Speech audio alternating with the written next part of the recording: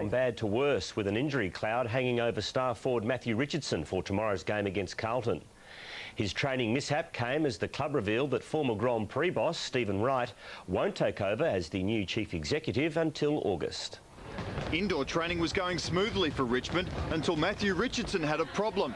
It looked hamstring related. The club said it was his back.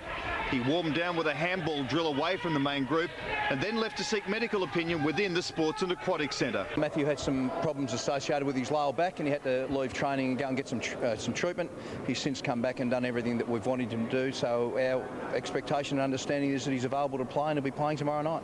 After a brief visit to the physio, Richardson tried again away from prying eyes. The group had left and he just went out there and did what he had to do, and our medical team are confident that he's going to be okay to play. Off-field, some good and bad news. The search for the new CEO is over. Former Grand Prix chief executive and lifelong Tiger fan Stephen Wright is the new man in charge and has a lot of work to do. You don't get much higher than running the Australian Grand Prix internationally in Australia, so look, that's a great coup for the club.